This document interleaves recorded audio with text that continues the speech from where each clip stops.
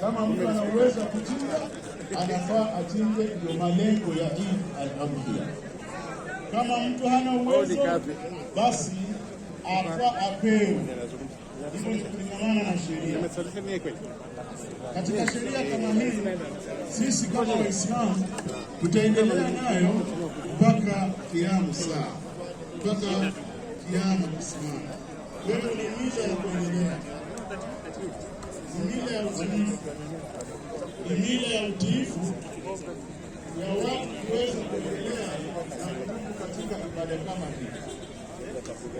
Yaki, iwapo watu watakuwa na fikra zilizo mbali na sheria ya Allah subhanahu wa ta'ala, basi fikra zao zinaonekana.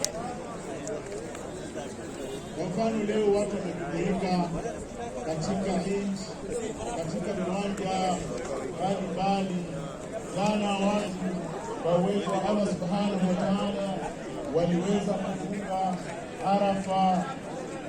Mahujaji walipokuwa kule, kuna fadhila za mahujaji ambazo wanazitekeleza na wanazipata katika mwezi kama huu, ama siku 10 kama hizi ambazo Allah subhanahu wa ta'ala ameziambia, walifajr wa layali al-ashr wash-shaf'i wal-watr. Hizi siku hizi ni siku muhimu zaidi, na Allah ameziambia katika hizi siku zote 10 watu wanafaa Waislamu wawe ndani ya ibada ya kisawasawa.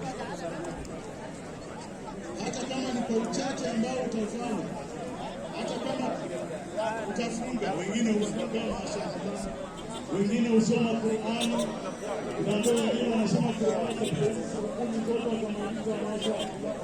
Ni kadri ya uwezo ambao Allah subhanahu wa ta'ala ametuambia, fattaqullaha mastata'tu, teni kadri ya uwezo wenu.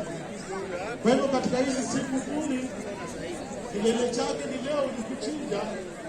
Kwa hivyo ni siku ambayo inadhihirisha furaha inayotoka kwa Allah subhanahu wa ta'ala kwetu sisi.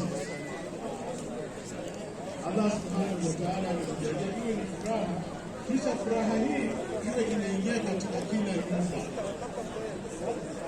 Furaha hii inaingia katika kila nyumba. Furaha hii inaingia katika kila Waislamu wanapokuwa katika sehemu yao.